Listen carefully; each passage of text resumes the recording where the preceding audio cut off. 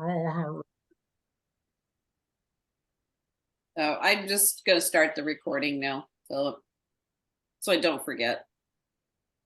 All right. Josephine really wants to join this meeting. So with your kind permission, I'm just going to shoot this over to her email. It's there it is.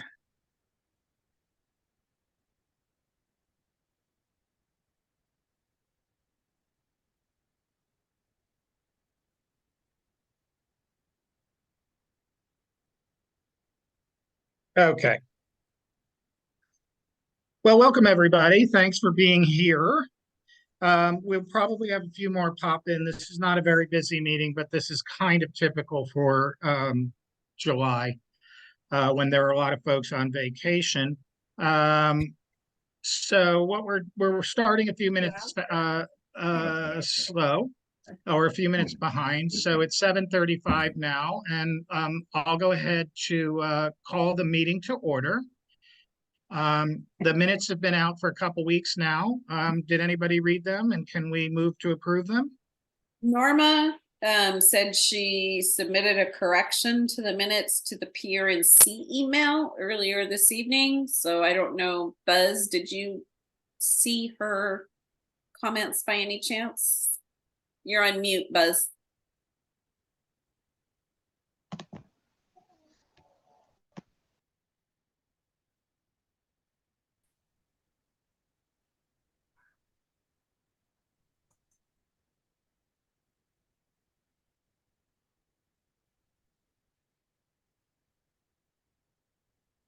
You're Buzz, still on mute. We can see your lips moving, but we don't hear anything. Unless you're just chewing. Very not. It's a couple of paragraphs. Would you like me to read it, or would you just like me to forward it to you? You can read it because we have to approve with whatever her recommended changes. Okay. Norma reported that she contacted RPD twice. The first time was with the plate detail. The second time she was told the call had been cleared. She asked to speak with a supervisor. When they spoke, RPD advised the car was registered on open parentheses, her street, close parentheses, so there was no problem. Norma updated RPD that her neighbor had found feces and urine in their nearby carport. If the driver lived there, why use a carport as a bathroom? RPD advised they would check again. That's I would have, and Norma says in parentheses, I would appreciate this detail being included in the minutes as pertinent to the RPD. Okay.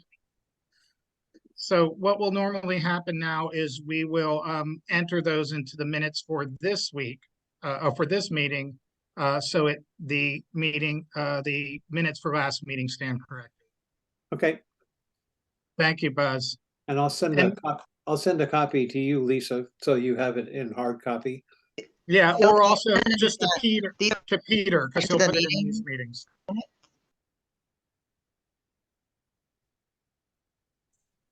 Phil, Diane from Women's West Side. Just a correction on the minutes. It's okay.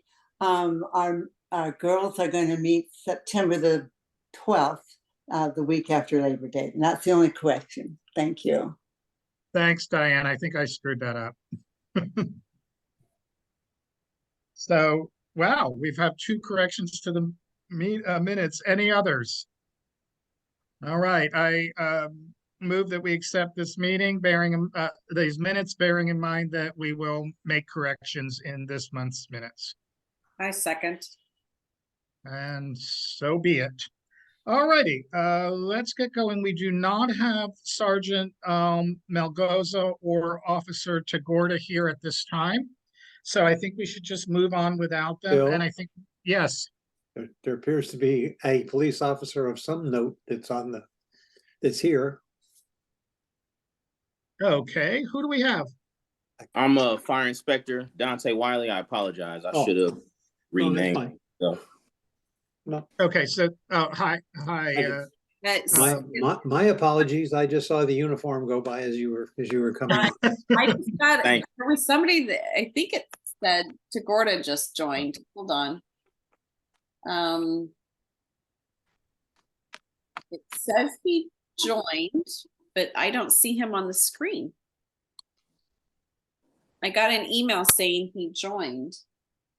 I think he joined, oh, he joined the wrong meeting. He joined one from June 28th. He joined last month's meeting. I'm going to text him. Hold on Okay. a minute. And would you folks like me to go ahead with my little president's report? Because that will Sure. take about that much time. So let's just skip forward to that and let the officer have a chance to see if he can get in. We've got a lot of exciting news going on, actually. First of all, did anyone find it useful to receive a second copy of this Zoom link at the top of their email box this morning? Okay, so that's a winner Yes. to send it out twice. Okay, we'll keep doing that. So many folks are always can't find it. It gets buried or erased.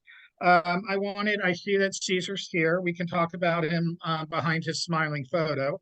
I wanted to congratulate him and tell him how grateful the elementary school and the neighbors by the elementary school are for his 2-week turnaround in traffic safety concerns for the elementary school. After 8 years of begging, we were able, or with Caesar's help and Public Works, we were able to get the curbs around the elementary school painted. And Caesar tells me that they are scheduled to do the crosswalks around the elementary school prior to the opening of the school year. So if you see Caesar at the National Night Out, which I'll discuss in a moment, please shake his hands and thank him. We have gotten nowhere previously for years and years with hundreds of communications. So I'm really happy about that. Caesar also mentioned that we are going to have those illuminated speed signs that tell you how fast you're going by the side of the road and warn you to slow down, and that he is working with Chief French to install one of those. This is temporary, of course. They slide in. I think you've seen them by the side of the roads initially. And that will be right at the entrance to the tunnel next to the tennis courts, right by the plunge. So they cannot ticket people with them. And unfortunately, those machines don't record how fast people are going, but it will be a reminder, and it will allow the community, if we notice lots of 45 miles an hour flashing by, to kind of document that a little bit. So at least we have steps now for traffic safety. And Caesar, you can chime in a little later or not. He says that he is working on repainting the crosswalks all in and around the Mechanics Bank and around the plunge as well. There are bigger plans for that, and we hope to do more. And that will come at an upcoming meeting. But I just want to thank Caesar, and I ask you to thank Caesar, because we got nowhere, and somehow in a matter of a couple of weeks, we got a little bit of progress. There's light at the end of the tunnel. That pun is definitely intended. I mentioned National Night Out. That's going to be this coming Tuesday from 5:30 to 8:30 on Park Place. We will have music. It is Taco Tuesday, backed by popular demand. Hi, Josephine. Josephine popped into our meeting, but I think maybe also to promote tacos. And Josephine and Peter have arranged for a display of vintage cars this year, because last year the street was a little naked. It was our first year, so we wanted to have some photo ops and we wanted to have some animation. So down on the street, so we're going to have vintage cars. Not only on Park Place, but some business people and residents will be parking their own vintage cars just around the town triangle. And there'll be music, and this is a good time to get out and meet your neighbors. If you go to church or synagogue or any faith-based place, please encourage some folks from your church or house of worship to come out. Particularly if you go to the Methodist church, I would love to see the new pastor just throw on her collar and a name badge and come and introduce herself to the community. We've got 2 special meetings that we're lining up for. Bearing in mind that we don't actually have a PRNC meeting, we're on vacation next month. The first special meeting will be a crime meeting that I keep talking about. We're working on it. It's going to be at the end of this month. Our beat patrolmen have been out. Michelle is overwhelmed. We don't have enough cops to work on this. We have not forgotten it. And that meeting will be 3 parts. We're going to discuss homelessness and the pretty drastic set of situations that we have in our town. We're going to discuss crime in general and how those two might be connected. We're going to discuss the traffic backups as much as the local police can control that, which is not much, but at least we're going to be able to have a discussion about how dangerous this is for our community. We have fire here, when emergency vehicles can't even enter our gridlocked neighborhood for several blocks.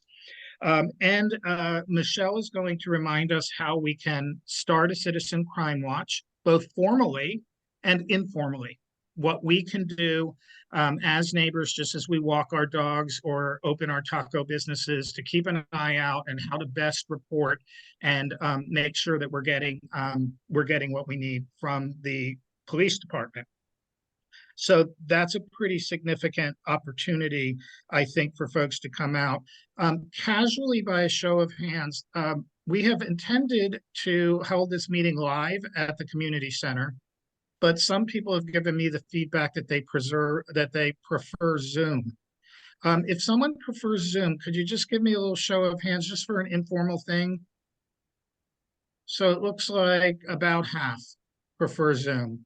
So I'm going to let Michelle call that. And I think sometimes when we're on Zoom, we can get more people and she can get more people. People can't physically attend. So I'll let Michelle make that call. She really loves this community, or I don't know. She's quite amazing and she's been really responsive.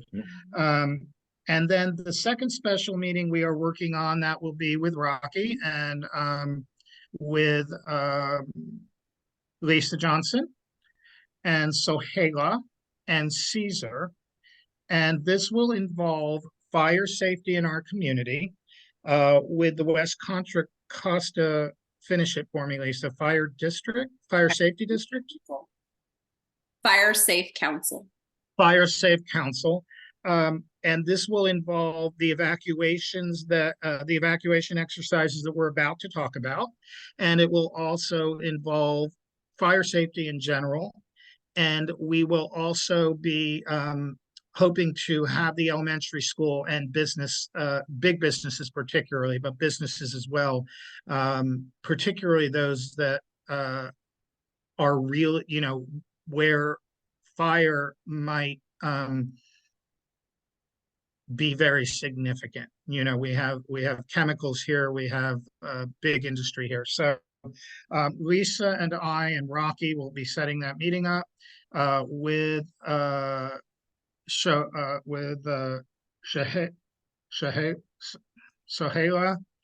and that will be at this point, it's going to be the first week in September. I see that Officer Tagoda's here. Amanda, do you have your hand up to ask a question, or did you just left over from before?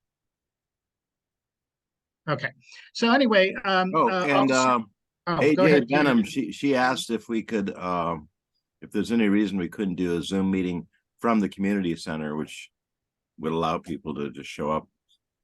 Let me check with Michelle. That would be something she would need to arrange in terms of, we don't really, the PRNC doesn't have a, what do you call it? A hybrid meeting setup. So, but Michelle might, or she might be able to do it from another venue. So I'll check with her and see what's on. I see that Officer Tagorda is here.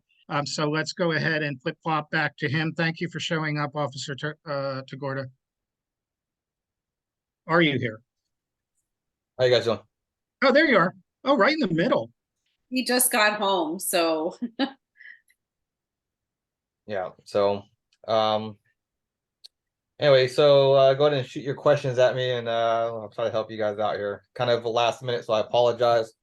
Got the email a little late, Lisa, so we're a little busy today, so I had to try to get with our crime analysis gals to try to put something together, but hopefully this is going to be sufficient for you guys tonight. So go ahead and shoot your questions, and then see if I can answer them for you. I think some of our biggest ones, most recently there was a robbery, an alleged robbery yesterday. I believe you guys did end up arresting somebody. If you could maybe perhaps give an update on what happened. Point Richmond Market, it was a petty theft. Guy stole some beer.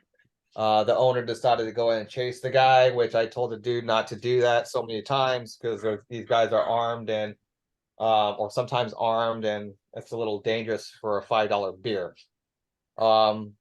So basically our guy goes in there, steals some beer, leaves the store owner decides to go in and chase the guy ends up pointing a firearm, so he says points a firearm at him, ditches the firearm, but we caught the guy, he's arrested. That's basically sums it all up. It basically was a petty theft that turned into this guy supposedly pointing a firearm at him. So that's basically all that happened. And the guy is arrested, yes. Okay. And so I guess maybe if you guys don't have the stats, if you could I got stats for you. We got stats. Like I said, it was our gals had to wake her a little late to try to get this information for me. So if you want me to start with the stats, we'll start off with the top 5 areas that received the most calls. Okay. I think you guys like that a lot, so we'll continue to do that for y'all. So 915 West Cutting. We all know what 915 West Cutting is. It's a sure stay motel or whatnot. I don't know what to tell you, right? We have a lot of people that go there, and usually the types of calls are just regular disturbance calls. That's basically it. Someone not wanting to pay their bill, or people arguing, or somebody who's just mentally ill. Nothing serious, nothing crazy. And again, 3 West Richmond is going to be a problem. It's always going to be a problem. Again, John always calls when he can't handle it, or someone confronts him and wants to, he's a big problem. So 3 West Richmond comes in number 2. And then the next one will be 135 Park Place, which came in 3rd. They got hit with a burglary last month. Someone broke in, stole some cash out of the cash register. I-580 in Canal, there was 8 calls for service in that area. That's just homeless related transients in the area. Tewksbury and Castro, same thing. There were 7 calls for service at Tewksbury and Castro, and usually that happens in the morning because of traffic. So during commute hours, everybody likes to make that U-turn right over there at Tewksbury and Castro. They like to try to bypass 580 and try to make the shortcuts. We get people calling there all the time, every morning during commute hours. And then if you ever notice all the signs that says no U-turn, we try to enforce that intersection when we can, but again, we just don't have enough officers to do that. And at number 5, 160 Washington, it's just more of illegal parking, disturbance, transients. Again, for the Point Richmond area, Point Richmond area as a whole, compared to the rest of the city, is not doing bad. Yeah, we get a lot of calls for transients and homeless. Sometimes we'll get calls regarding abandoned vehicles. Maybe recover a stolen vehicle in that area, but it's really not that bad. 3 West Richmond, again, we all know it's a problem with John and all the people that come in there. John's enables a lot of the folks, and kind of he's part of the problem. And 3 West Richmond is the Todd Hotel, right? Yeah. Yeah. But again, 21 calls for service at 915 West Cutting. 17 calls for service. And again, this is for the last 2 months. As you know, we had the big melee incident over there on Sanderling Island. But this is within the last 2 months. So 21 calls for service at 915 West Cutting. 17 calls for service at 3 West Richmond. 11 calls for service at 135 Park Place. And again, they had a burglary last month. That was it. Everything else has been false alarms. So a lot of times now, the business owner would open up the business or one of their associates and forget the alarm code. So those are nothing too serious. I-580 and Canal had 8 calls for service. Again, that's transient and homeless related. Tewksbury and Castro commute hours. People running the stop signs over there and doing the illegal U-turns. And then 160 Washington is just either suspicious person, homeless related, not a big deal. If I had to, just categorize anything or put something, point a finger at anything that was probably the biggest problem in the point, it would be 3 West Richmond.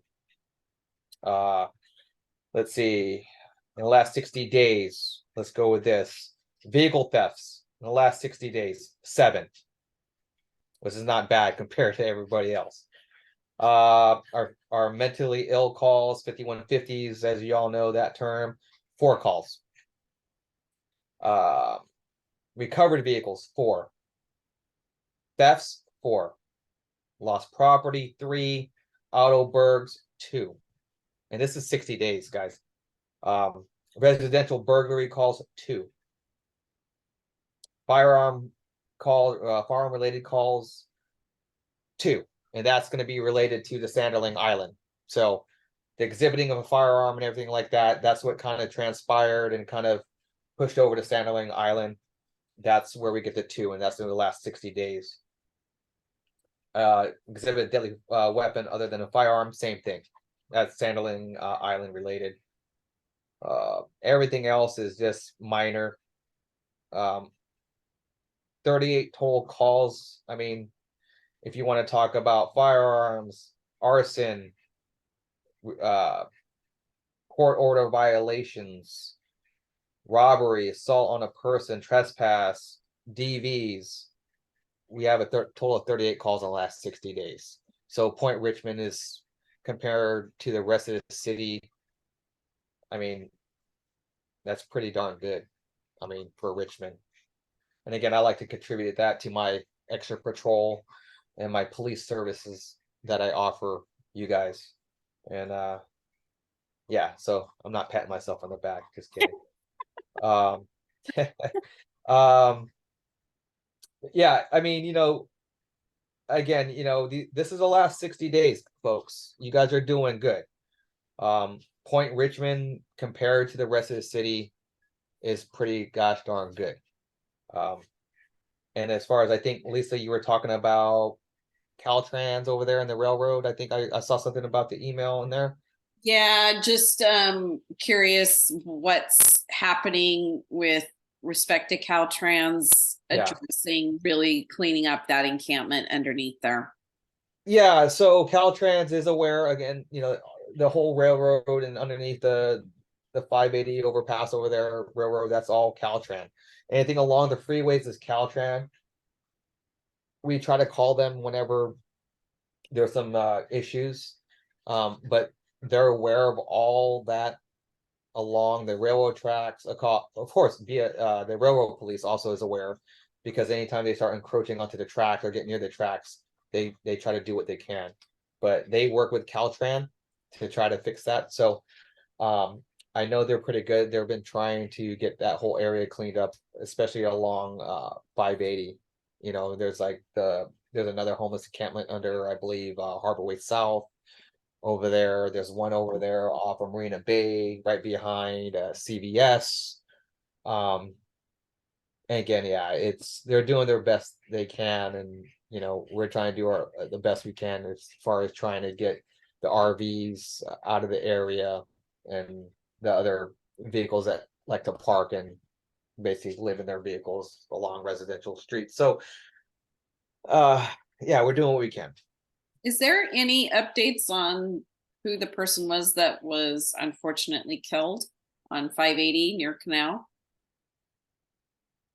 Are you talking about the bicyclist, or is it a bicyclist? It was a man walking on Interstate I-580 And last Tuesday morning, he was hit by a pickup truck and killed at 3:26 a.m. Yeah, if it happened on the freeway of 580, that would be CHP. Yeah, I was just wondering, I'd reached out to Michelle and she said she would look into it, and I haven't received an update, and I was curious if it was related to the homeless encampments that we have been It reporting. possibly could be because there's a lot of homeless that live along the freeway. They walk along the freeway. It could be. I mean, I wouldn't doubt it. Wouldn't have a whole lot of information because, as you know, anything that happens on the freeway is CHP. And you said there was a bicyclist or a bicycle? I don't know. I thought I heard something about a bicyclist being hit, but again, I don't know. I don't know. So when there's problems at 580 and Canal on and off ramps, are we supposed to call Caltrans, CHP, or RPD? It really all depends because it's always a battle between CHP and us because there's these jurisdictional lines. They're like these imaginary lines, right? So if it happens on the freeway, it's CHP. If it happens on the on-ramp or off-ramp, it just depends where these jurisdictional lines fall.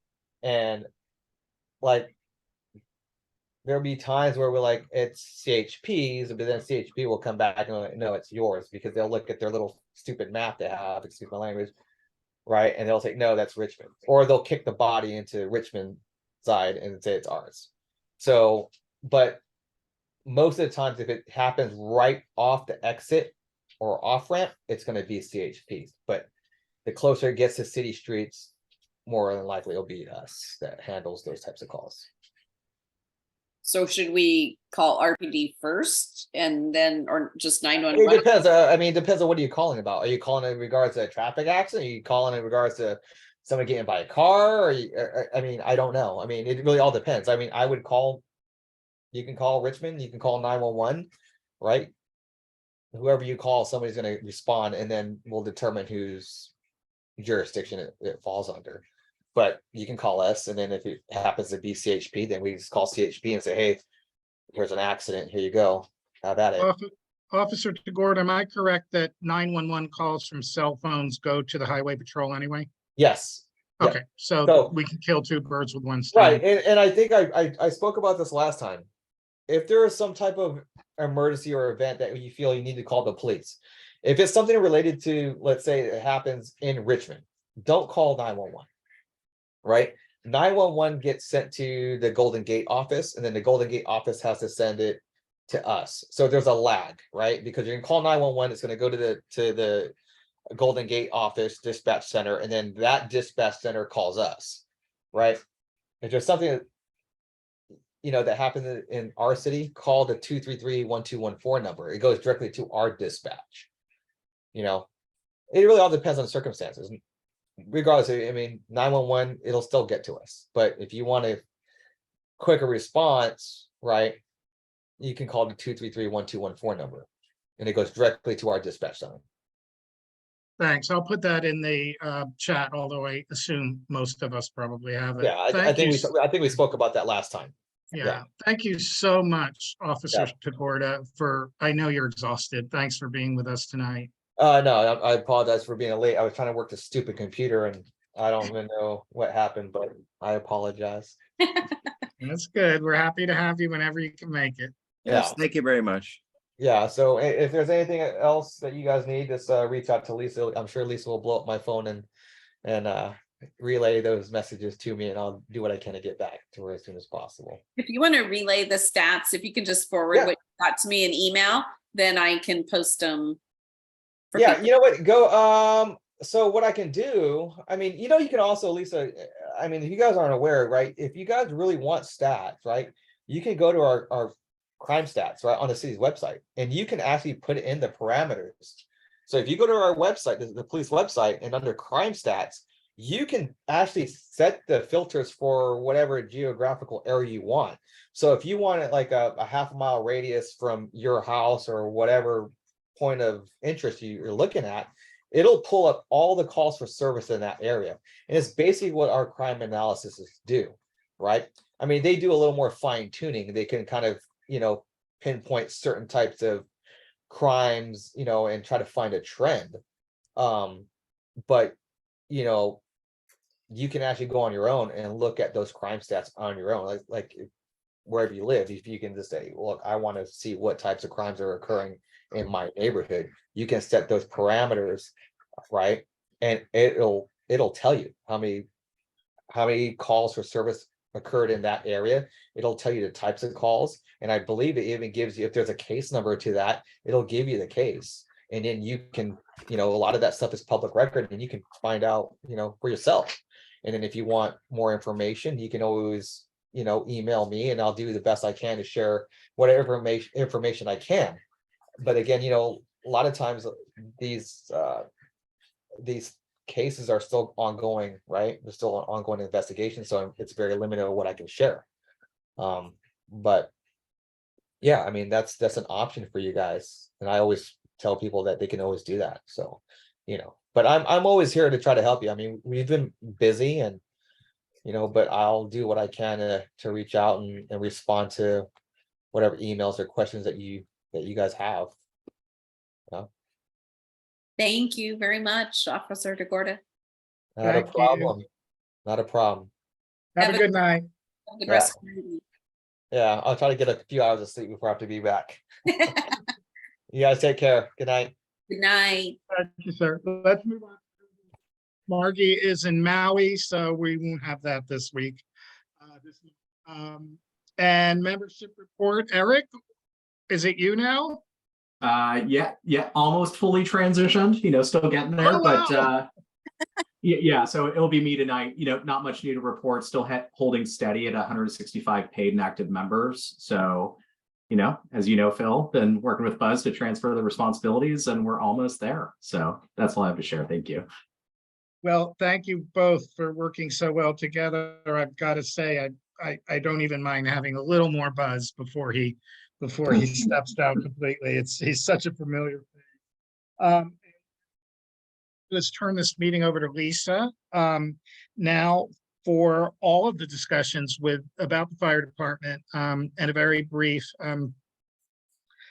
review of the We have evacuation. a treasurer's report. Oh, no, she's gone. She's in Maui. That sounds suspicious. Who's spending all the Prnc money in Maui? No, because we don't have that much money, but it's there in Motel 6 in Maui. I don't know. So we're going to just skip that treasurer's report today, and we'll go on to Lisa. She's going to just take over this report of fire portion with a reminder that we were working on a comprehensive, separate, standalone special meeting. Go for it, Lisa. Yeah, so it looks like Battalion Chief Bon Tempo is not here. So I'm just going to briefly summarize real quick about the drill, and Rocky, please feel free to add anything on top of that when I'm done. So we had a very successful drill on July 15th. I know we at one count had over 66 vehicles that participated in it, well over 100 people that participated in the drill, which was fantastic. Really, really strong turnout, in our opinion, for the second one in the city.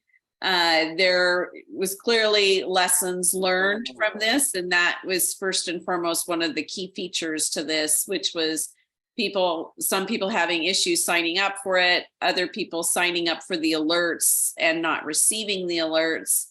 And even one serious thing, which was that even our zone on Zone Haven, which is where the alerts went out to, restricted, it cut off all of the people in HOA2, which is the people that live out on the spit. So that those people unfortunately didn't ever even get the alerts because they weren't in the zone. And so the city is working to rectify that with Zone Haven. But some people still were able to participate because they knew what was going on. And even though they didn't get the alert, they participated. So it's things like that that are extremely important to find out during drills like this to improve the whole communication processes, which are miles ahead of where they were, say, even 5 years ago. But clearly there's still deficiencies, and we're getting there. the public as a large entity, all the organizations on trying to improve this and making sure people can get contacted. So overall, it was a success. And as Philip alluded to earlier in his report, we are scheduling a much more detailed debriefing from that with West County Fire Safe Council, and also really wanting that meeting to really address evacuation issues. They're not just restricted to fire. We have serious evacuation issues out here. If there's ever a train issue, a chemical issue, you have it. We are exposed to those, and our evacuation routes are critical, and it's not just fire restricted. And so we need to continue to put pressure on our city council, Caesar, and the rest of city staff to make sure they honor CEQA and the mitigation measures that were approved in 2008 and can properly protect this community and its current residents, workers, and students at Washington Elementary School, and allow prompt ingress for our emergency vehicles, as well as egress for the residents and workers and students out of here in the case of an emergency. So we want this future meeting to cover what we learned about the evacuation drill, raising issues in general about our evacuation and safety, and how we can drum up further support for funding in the city for things like this, and the West County Fire Safe Council. So that meeting is going to be all encompassing to kind of address those issues, because they're not isolated and not mutually exclusive. Rocky, do you have anything else to add? Well, Lisa, that was very thorough. The only thing I was going to add is that another aspect of the drill that wasn't necessarily a public issue was the use of ham radios and GMRS radios. As we all know, there's the hill in between the Brickyard Cove area and the rest of the world, going that direction towards Richmond. And so we did experiment with some antennas, and we were satisfied that we were successful in those experiments. So we were transmitting and receiving radio signals from downtown Richmond and further out as well. So that also happened during the drill. Yes, and Rocky's the expert on that, and so I will let him cover all of that. So again, we'll stay tuned. The Prnc will help promote this meeting. We'll make sure and coordinate it such that all of the key people are available for those dates, and we'll widely, distribute in advance notice for this special meeting to try and get people to be able to perform or participate, and we will record that meeting as well, and we'll post it. Stay tuned, you guys. Philip, I told Philip not to mention this, but we do have a new YouTube channel, and all of our Prnc meetings are now up there for about the last year plus. We will share the link and have it go live with everybody here shortly, but we will be posting all of our future meetings there so that anybody who is not able to attend can do that. So we're going to have a special announcement around that so that people can get really more involved. And if we're smart about this, we can even monetize it. So get money coming in for the Prnc. So stay tuned. It's good news. And we'll put that meeting up there. So with that, is there any questions before? I got one other thing. Hey, yeah. Lisa, with regards to the meetings and all, is Sohaila and Bontempo going to be be involved in Absolutely, yeah. We're going to find a date where there was some discussion that I saw that basically they were trying to find a date that was common for both. Yes. And so there was a date discussed between the two of them, August 28th, which is a Monday. Rocky, that information has changed.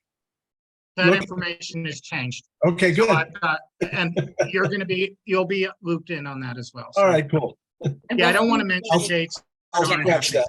Okay. Yeah, we're looking for a date in September that works for Sohaila as the president of the Fire Safe Council, BC Bontempo, Councilmember Cepeda, and the PRNC board to help put this all together and get the biggest, dissemination out there to get the broadest participation from the community as a whole.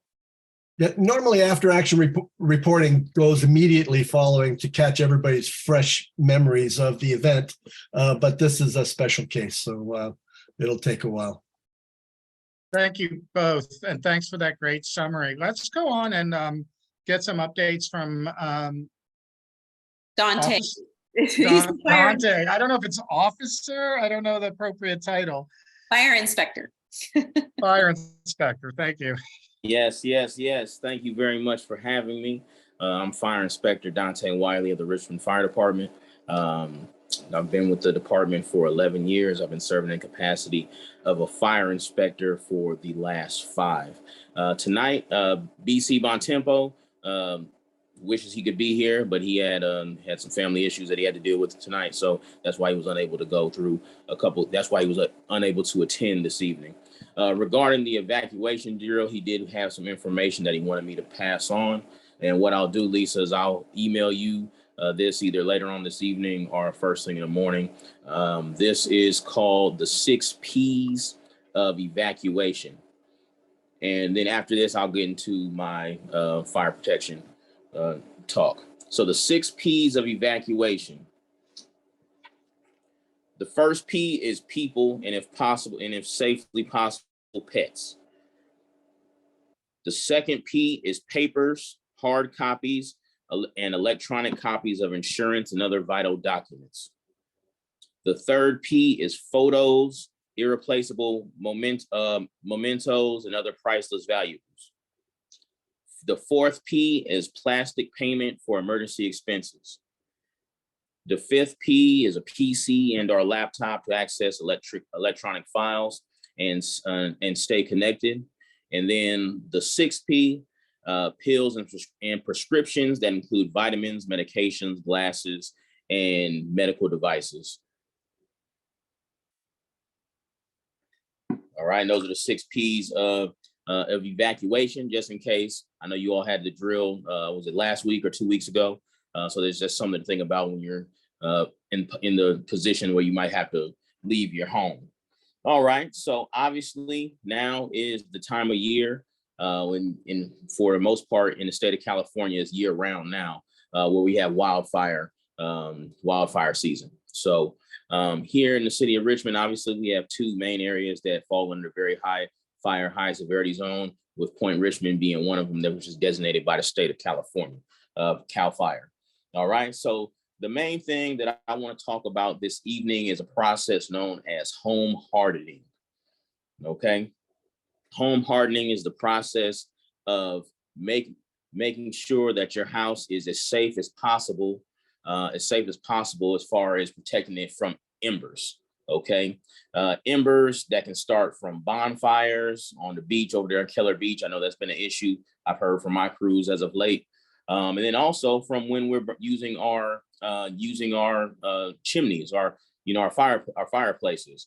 So the number one thing you want to check at first is you want to check your spark arrestor, which should be on the top of your chimney on your personal residence. Okay, the spark arrestor has to have certain diameters as far as the mesh, because that keeps the sparks from obviously going out and blowing.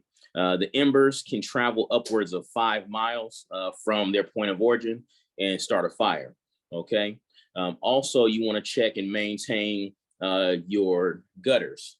Okay, that is very important because obviously, depending on obviously there's a lot of vegetation, trees, things like that in Point Richmond, and especially if you have pieces of eucalyptus tree or just dry vegetation that can go into gutters, that obviously can be ample fuel load, for an ember that can travel, like I said, upwards of 5 miles. Okay, now we also have 3 zones. We have zone 0, which is within 10 feet of your structure. Then we have zone 1, which is 10 to 30 feet from your structure, and then zone 2, which is 30 to 100 feet. Okay, zone 2, obviously, depending on how much property you have around you, might not affect everybody in this meeting. but the information will get disseminated either way. Okay, so zone 0, like I said, is 0 to 10 feet, and that mainly is what we keep up against our property. Okay, the biggest thing you want to do is you want to make sure that you don't have or leave any combustibles, i.e. bags, wood, chips, things like that, leaning directly up against your structure. Okay, because at that point, if an ember does hit it, garbage cans, you can have a fire start, and then it can auto expose and spread into the interior of your structure. So that's what you want to do to maintain the first 0 to 10 feet outside of your property.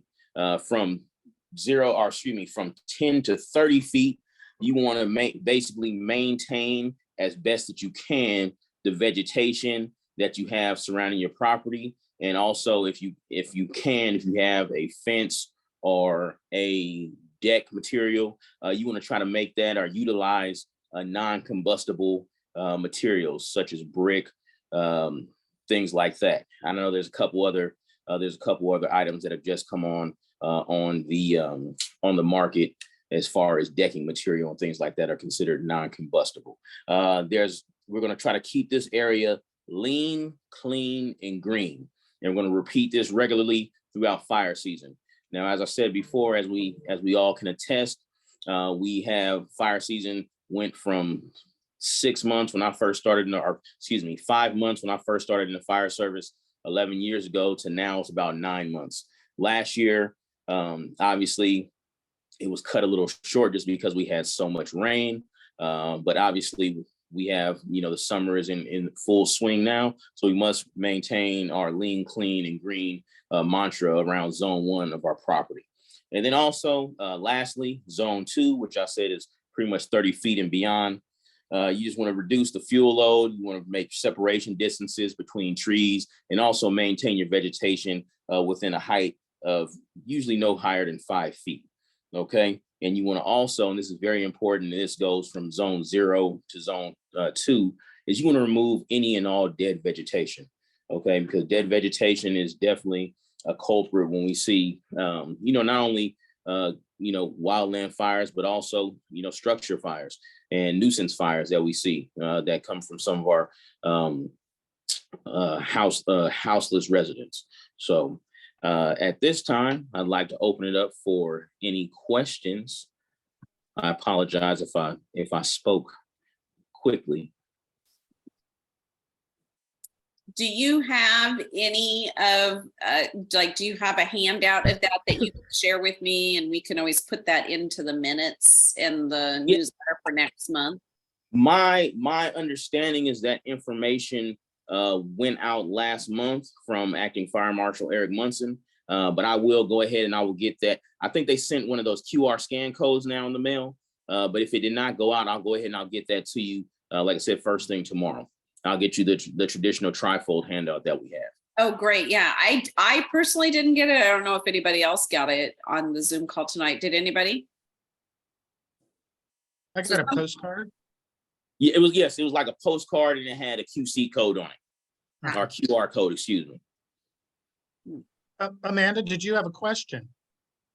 I do. I'm just wondering if there are any specific recommendations for working with like your HOA or for multi-unit or multifamily housing. Regarding getting them to come into compliance? Yeah, and specifically for hardening of like multifamily housing buildings. So for like an apartment building or apartment complex, if there are any issues, the fire department does come out and do defensible space inspections, and at that point we will get that info, our findings to either the HOA or to the ownership of the property, and get them to comply. Okay, thank you. You're very welcome.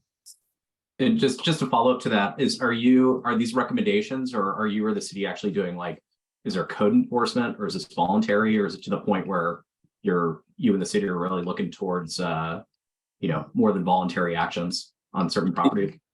So we get complaints, obviously, from concerned citizens about certain properties, and then we, per our response, we have to be out and investigate it within 48 hours of receipt.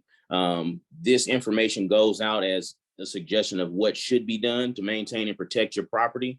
From my knowledge, my understanding, code enforcement has not gotten involved. It is all done by the fire department and mainly the Fire Prevention Services Division of which I serve. As of right now, our staffing is a little low, to say the least. So it'll be myself, or like I said, acting Fire Marshal Eric Munson, and 9 times out of 10, it'll be me. So what I'll also do is I'll leave my contact information in the chat, so you can reach out and feel free to call me if you have any questions or concerns regarding anything within, for your personal property or within, your neighborhood. Don't hesitate to give me a call. Thank you. You're very welcome. Lisa? Can you comment on when we just recently restored the Ferry Point Tunnel mural? Yes. We actually cleared the brush around that tunnel that overgrows. And our understanding is that is BNSF's Yes. responsibility. How can RFD help us make sure that BNSF promptly and appropriately addresses their overgrowth in that whole area in an annual manner well before fire season? Okay, understood. I know that was an issue that we had been dealing with, I believe, 2 years ago, and they had cleared out all the way to all that area up along the tracks, then up to the tunnel. We had made a lot of headway and connections with the staffing over there. Unfortunately, my my boss, the fire marshal, has been out for about 8 months now, and so since he's been here, I don't have the same contact.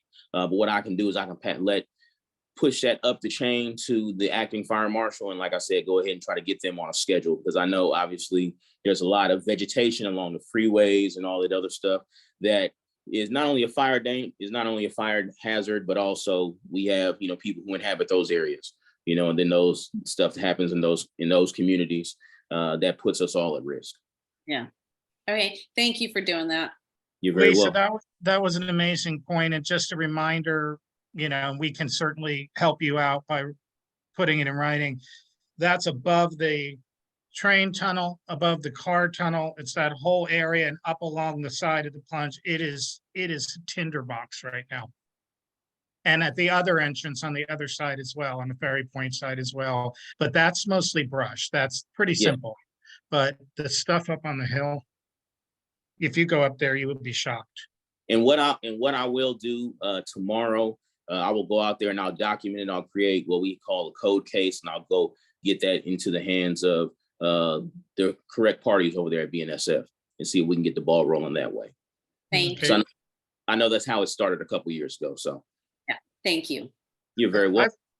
I've got actually a little problem in my own neighborhood I wanted to ask you about. We have a fire ladder situation where neighbors' trees are hitting their homes and hitting our fences or hanging over. Recently, I asked code enforcement to discuss the trees, and then the public works director wrote me back and said, basically they didn't see it as a situation that they should be handling. But so if I've got a situation, and these are trees that were identified as far back as Chief Nero.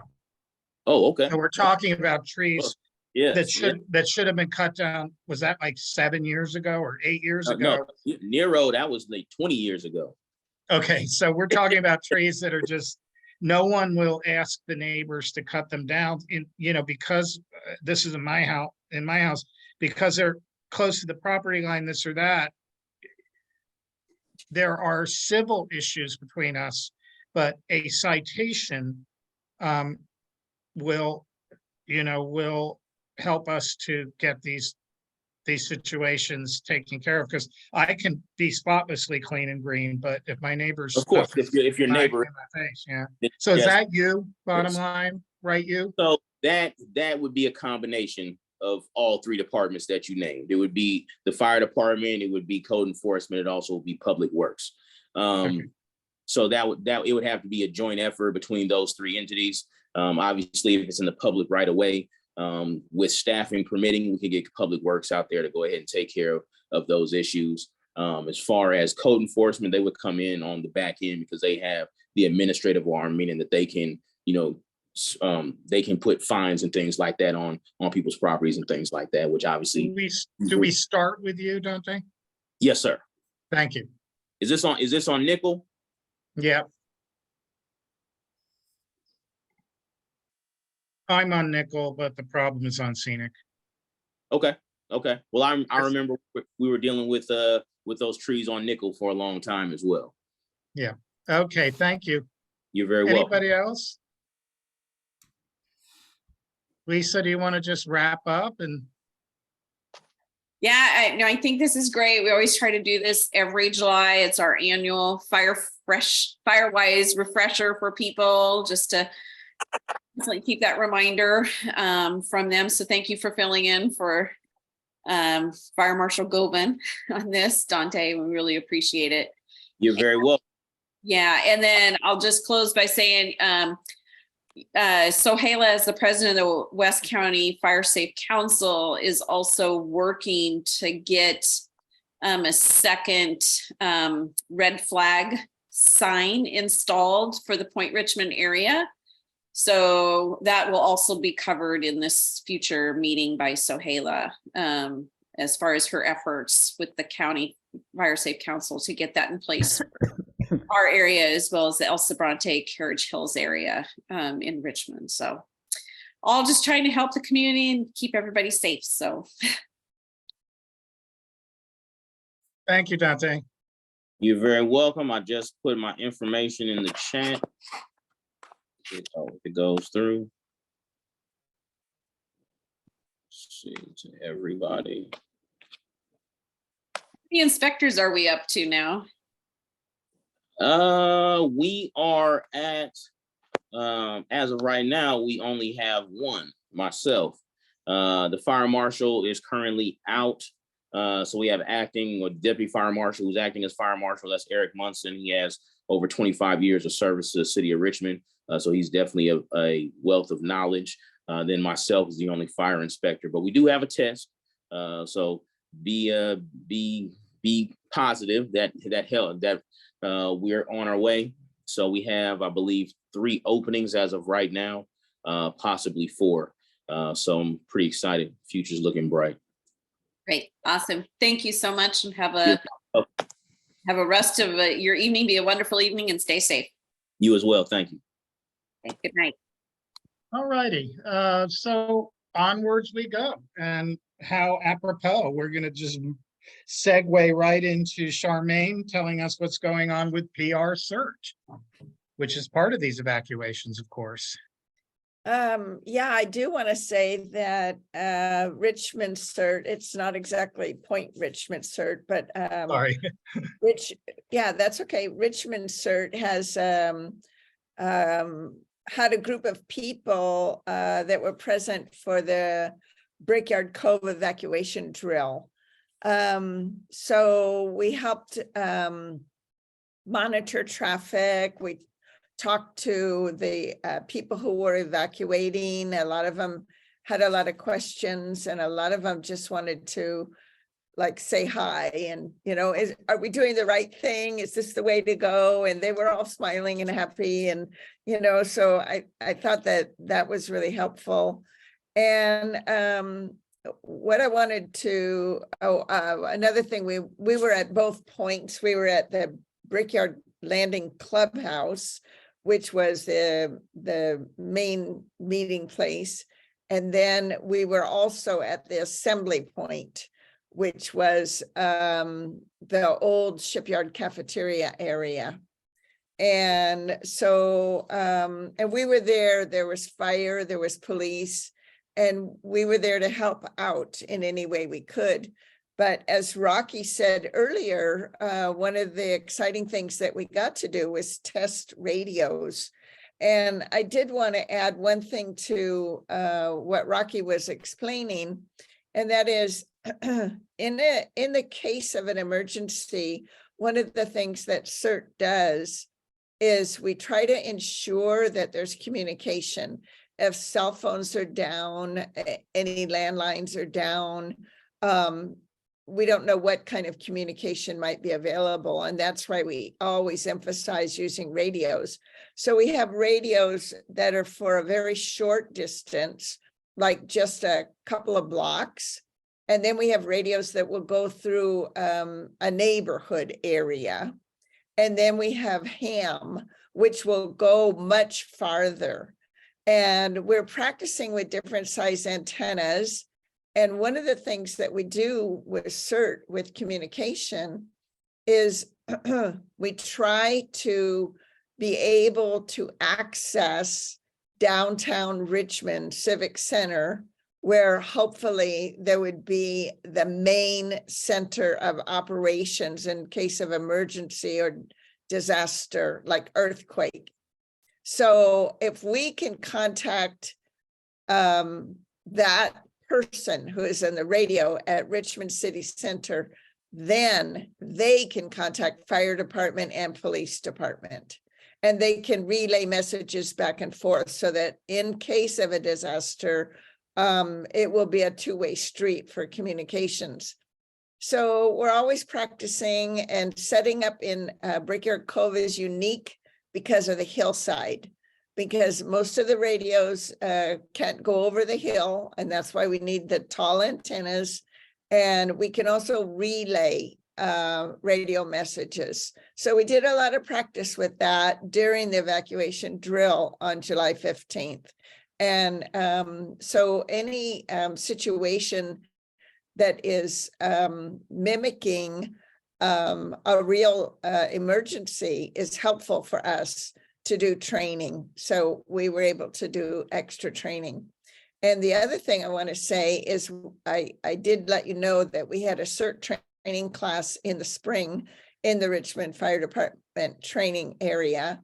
And we had some of those graduates show up for this drill event. So we're really glad to see them immediately participating. Other things that are going on with CERT is that right at the moment, we're talking about training dates for the fall. We don't have an exact schedule yet. We're going to try to start in September. I doubt if we would get to it in August, although that would be ideal. We're debating whether it's going to be evenings or maybe Saturdays. So we're checking in with the fire department and see how we can set up more training for CERT certification. So that's the update for CERT. Thank you. Thank you, Charmaine. Next up, Josephine, we have a guest from the PRBA. Karen is somewhere. And I'm just gonna, you're on mute, Joe. And I'm just going to, again, plug, not on behalf of the PRBA, but just plug your Taco Tuesday at the upcoming National Night Out. It was so popular last year. Hi, everybody. So I just want to say thank you for having me. I wanted to really be in these meetings beforehand, but it's just really hard to put it into my schedule, but very informative, everything other than the National Night Out. I really appreciate all the information from the police department and the fire department. That was really good information. I'm trying to relate it to businesses too, how we can be more involved with the evacuation information. So if you guys can plug us into that, that would be great, how we can get that information out to our customers and our, anybody who comes in. Even if it's something that's posted, that would be great. Phone numbers, any emergency phone numbers that we can have listed. We can hand out little postcards if you have those ready, or if the emergency agencies have those too, that would be great. So as far as the National Night Out, I'd like to thank you also for doing that. The first year was awesome. It was just the beginning. The vision was great. I love people who have plans to do things like this. This is something that I do all the time, and I'm really happy to be part of it. So we managed to get 4 vintage cars coming there. I think they're all members of the old Northern California Cruisers.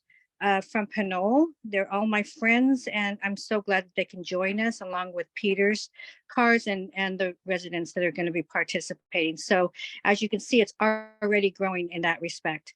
El Sol will be having our stand with, we might have a little bit of Filipino in there to put a little bit of mixture in there.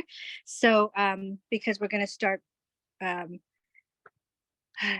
promoting our Filipino cuisine a little bit at El Sol. Also, but I'm not here to plug El Sol. I'm really to commend you guys for putting everything together. I just have a couple of questions about logistics.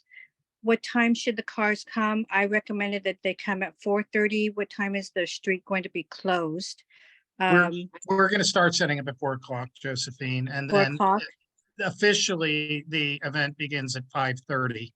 Okay, so I But think we want to be in maybe- place by 5. okay, let's plan on them being in place by 5. They should be the last ones to arrive. Get all your people in the middle of the street, all those activities and things, and then they're going to be on the outer skirts of the street so that they can exit safely. Like I told you when we talked, they would prefer to be on either end of the street so that they can, and they're not in the intermix of all of the And circulation Josephine, you of and the I can kids just, and the people. we can and review that people can go because out and wander to the outside and, Mhm. enjoy the cars. They're Right. really excited to be there. They just kind of hang out and like to talk about their cars and just be there for, to participate. So I'm really happy about that. I told Peter that I have some large cones that you can borrow. I think they're like 18 inches high. If I have 5 of those, if you need those for anything, I'll bring them to Point Richmond. Hopefully, I'm going to try to do it this weekend. I'm taking care of my husband right now. So, and I'm not actually working in Point Richmond right now. So, that, and I also have a couple of barriers that are 5 feet tall, which might be a good visual barrier for maybe from the corner of where my restaurant is to the Indian statue, just because that's such a long stretch and it's kind of a weird angle with people, the cars driving by. You don't want anybody to drive into the street.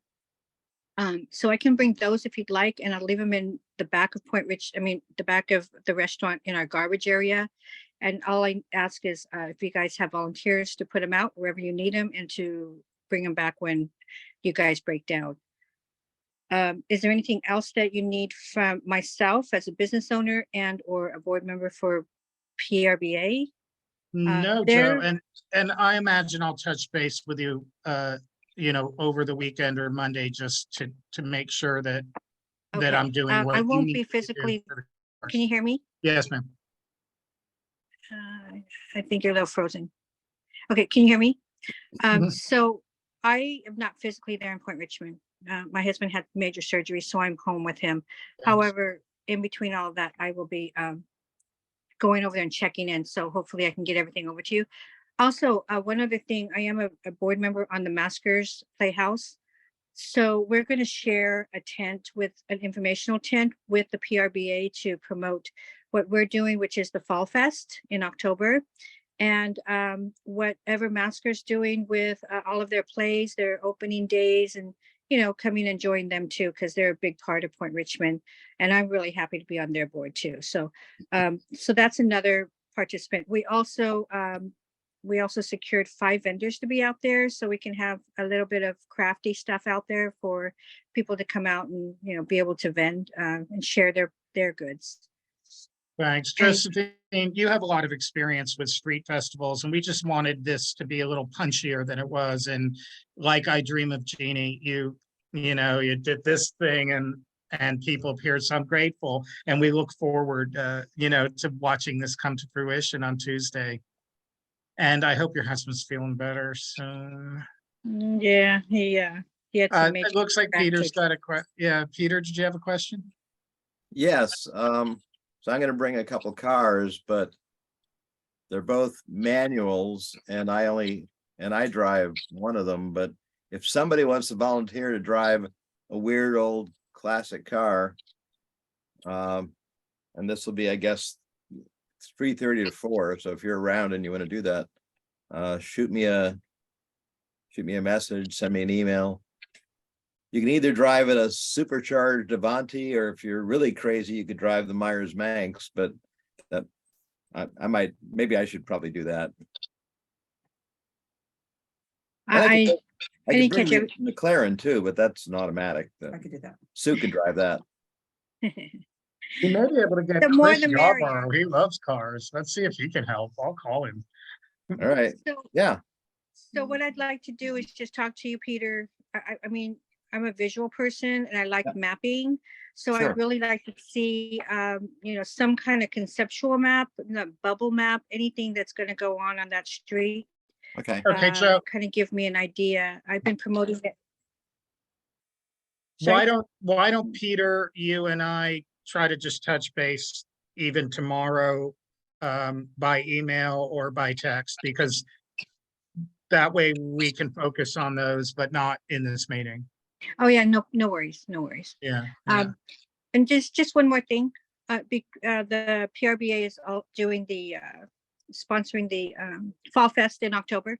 So I just sent over an email to you and to you and Peter, a call for all participants and volunteers. And it's actually it's an invitation to volunteer to come to a Zoom meeting and bring your thoughts, and we'll have our thoughts, and we can figure out what we need everybody to do to be part of it too, just like you're doing with the the National Night Out.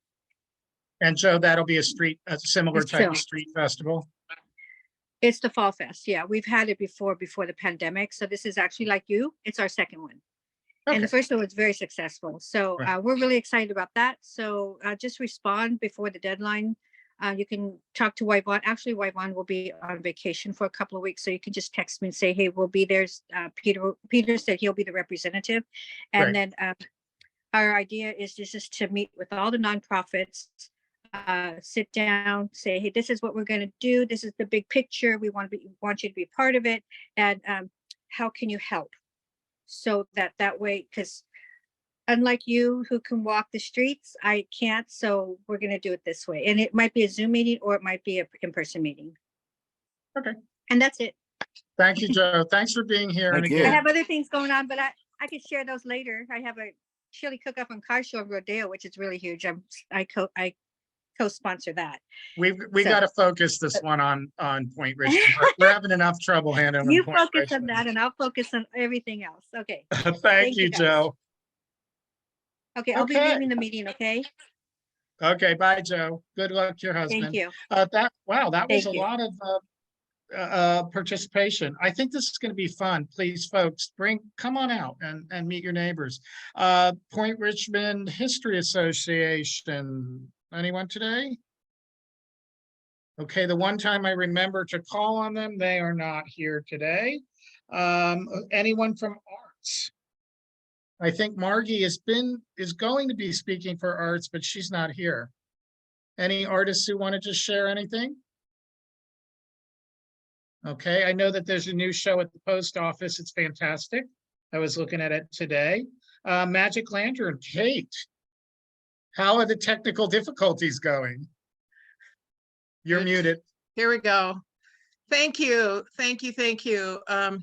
So our technical difficulties, we're having our second night for the very last film of Oscar Short's this Saturday. Anyone can join. The members who didn't get to complete it prior to this will have a chance on this Saturday to complete it. Yes, the technical difficulties, trying to get a 5-month-old CD out of distributors has been like really tough, but I hung in there and finally a couple of people relented and didn't charge me for it. So, hey. Okay, so we'll complete Magic Lanterns year end, meaning we go from September through June, but this one was July for a makeup film and then a makeup for the makeup.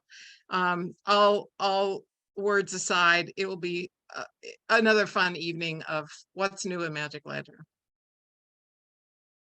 And what Okay, are we thanks. showing?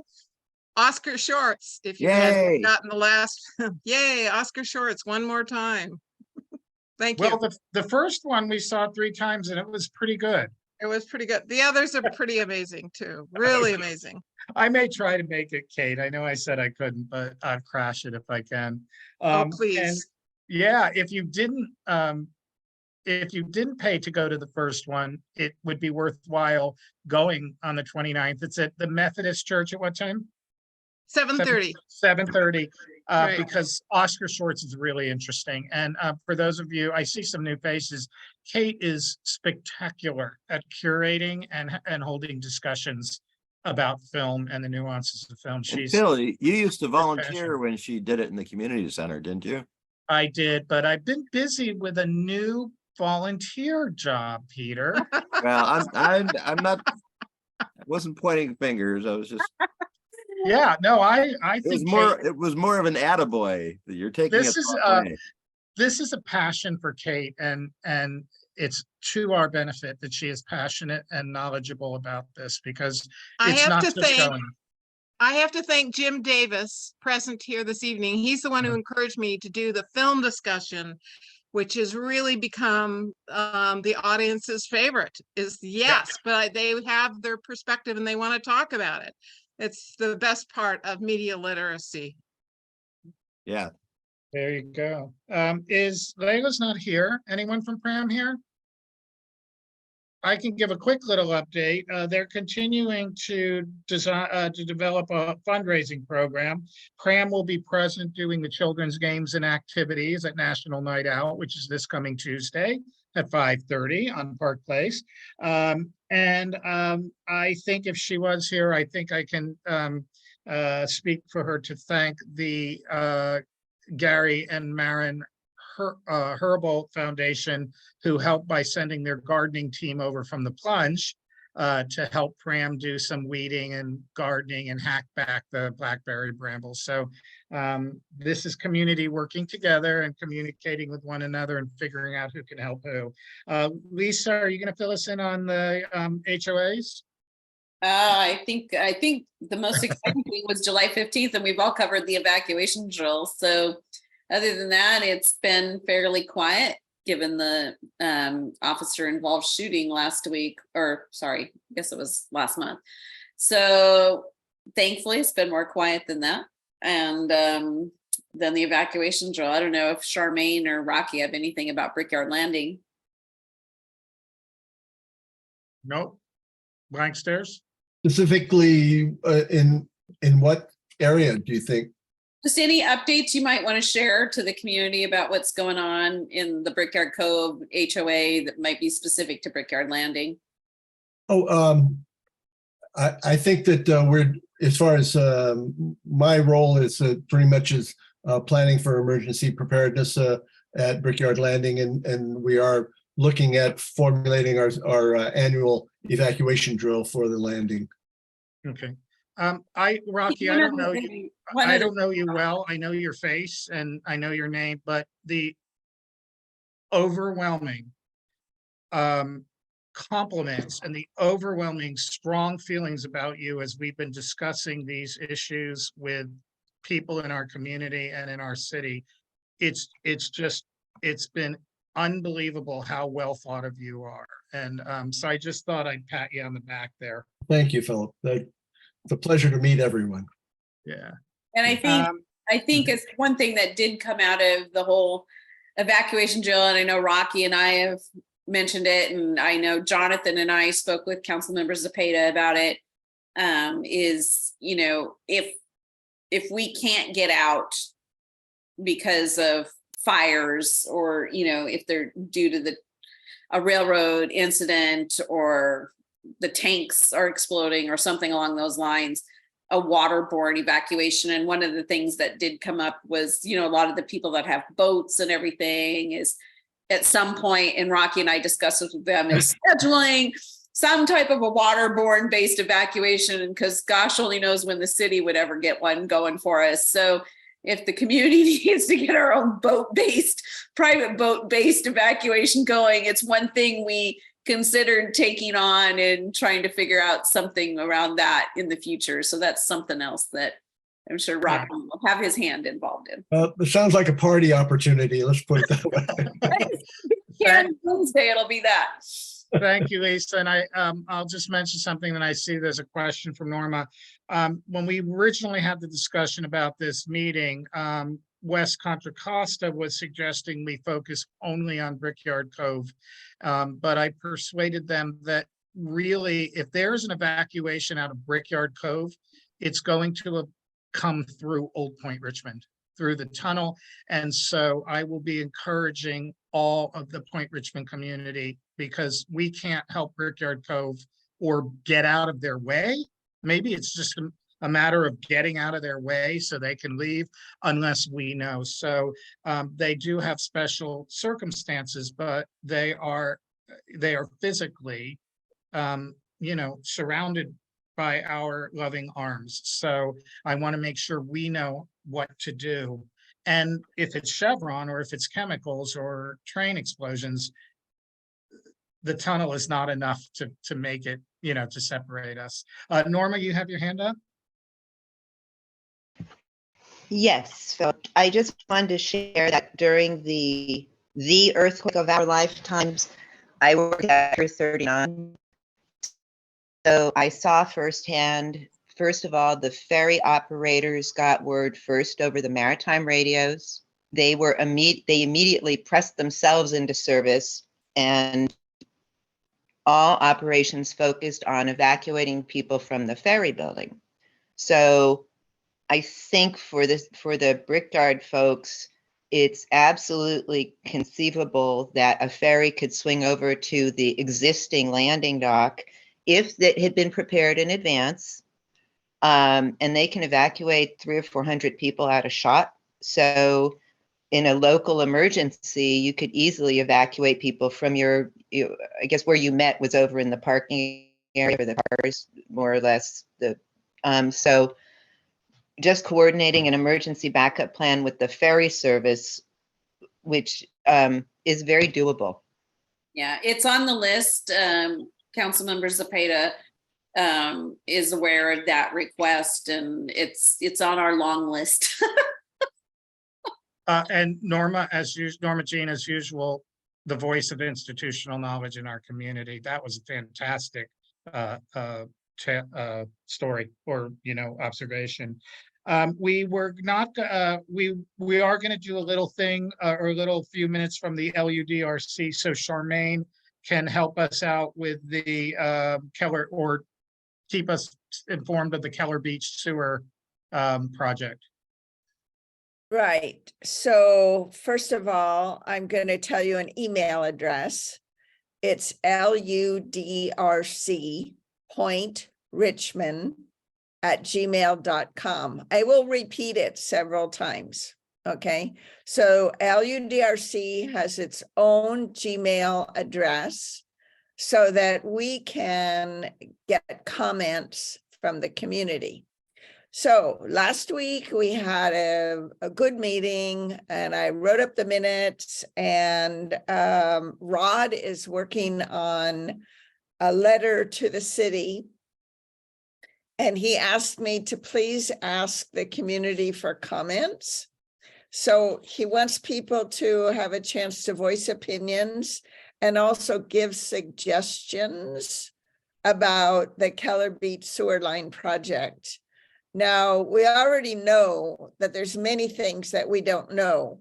So Rod is going to be addressing that. But if anyone wants some specific items addressed, or to give your opinions, if you write an email to ludrc.richmond@gmail.com, Rod will get it. It goes straight to Rod. Rod's starting to work on it, but he hasn't got it done yet. So he's going to be submitting it to the city. Hopefully a consolidated assessment from the community. And he's also going to give suggestions. So we're working on it, even if it's a little bit slow. I mean, I'm sure it's slower than anybody wants it to be, but we are working on it. Send your opinions and suggestions in. to ludrc.richmond@gmail.com. Rod will get it, and hopefully we'll be able to get back to you sooner rather than later on this subject. I know, Thanks, Charmaine. Graham, you have a, Graham. yeah, you Yeah. have your hand up. Sure. Well, Charmaine, Phil, thanks very much for the opportunity of speaking up. Look, I'd just like to stress, this is a huge deal for Point Richmond. We're talking Yes. $95 million maybe. Now, forgive me if I've got this wrong, but I don't think there's any other potential project outstanding here in Point Richmond of that size. We're talking of something that's going to, apropos what we've just been talking about, digging up our Western Avenue, which is one of the 3 potential evacuation routes in the case of a fire. Yeah, that goes out, the tunnel goes out. You are looking at a Dunkirk situation there at Brickyard Cove. And the third thing being, people are going to be looking at maybe paying $75,000 to get a new pump to pump up into this new system as it is currently proposed. Now, unless we move quickly, given this is a bureaucracy we're dealing with, what they have or actually in place now will become fact, and we will be too late to try and change it. Now, I think we need to move a lot faster than what we have already. And Caesar, have you been able to do anything? Because we've been talking about this at least since April, and so far we haven't been able to get back to the city with anything representing what our concerns are. So I'm just stressing, I think we need to move quickly and forcefully now. Can you please write to Rod with the ludrc.richmond@gmail.com? Please say that to Rod. Yes, well, I have been in contact with Rod, or tried to be in contact with Rod. And over the months, I think I've only ever received 1 response. Okay, I'm going to follow. Yes, I'll follow up. Yeah, right, and just for edification, Rod was dealing with a family medical crisis, so. Understand, but it would have been, but it's nice for you to know that. You need to know that. Yes, and we have actually offered, some of us on our little informal committee have offered to help. Now, Caesar, have you been able to make any progress in this regard? Yes, we actually had a meeting with Public Works and the CEO of the company that was hired. Can't remember the name of it. Coastland. Coastland, yeah. Yeah, so we met with Coastland and we went over their scope of work. And long story short, they can see where there was confusion in the scope of work. So we are going back and having conversations to make sure that they are looking at 3 options. One of them includes the street, but not all 3 being the street, which is where there was confusion with their scope of work. They realized that the way that it reads in what was presented to us is that it should be 3 options, one of them leaving it where it's at, doing nothing potentially, right? The options that were presented to us during the meeting back in, what was it, March, I believe. So we're still in conversations. Everything's moving very slow, unfortunately. But this has not gone to the wayside. I'm still meeting with Public Works and I'll follow up with them tonight again. But this is a meeting I think we had last week or the week prior. Yeah. As I say, does Richmond City Council have anything of the same scope of $95 million on its plate? In Point Richmond area at this time, or in Richmond in general? Oh, yes. Yes, in Terminal 4, that's a multi-million-dollar project as well. There's other projects around, but this is one of the larger ones in Point Richmond area. Yeah, exactly. Richard? Hello, everyone. And thank you, council members. I think someone mentioned in the chat how personally invested you've been in this, and I think that's very much appreciated. I wanted to echo, some of Graham's points. I think that, I think we can share some of our questions with Rod that I think that we've already perhaps posed to the city. And I think there's some concern with Coastland if there is this like broadened scope of work that they're going to do, that they're going to consider other options. When we had this town hall meeting, Coastland, to my read, was pretty adamant that they thought this was the only option. They said it was a slam dunk. Every other option was, was impossible. And so I don't know if the right answer is that Coastland considers options that they have already shut down internally. And I don't know if we've talked before that there is, under the contract, they're supposed to have these kind of town hall meetings to, encourage public participation. If, I think it would be nice if we had another one of those meetings where the public can have some sort of insight into what Coastland is doing, what Public Works is doing, how are we exploring other options. I do think that there is an informational deficit, and I think that at the last town hall meeting, a lot of the meeting was focused on just trying to understand like what Coastland is actually doing. And I think that if we could have that meeting, and if we could have some sort of, if Rod is able to get information from the city, and if Rod is able to get information from Coastland and Public Works about what are the facts, and that we can share those facts and advance that meeting, I think it would have really helped kind of facilitate a productive conversation. Yeah, thank you for that, Richard. This has been like pulling teeth. Unfortunately, I thought it was gonna be a lot smoother. One thing that staff does know is that no matter what Coastland comes up with, we are going to ask for a peer review. So we're going to have that as a backup. Fortunately or unfortunately, City Council is on break, so I can't bring anything into an agenda until we come back. But I've already let them know over email that we are going to want a peer review of whatever Coastland comes up with.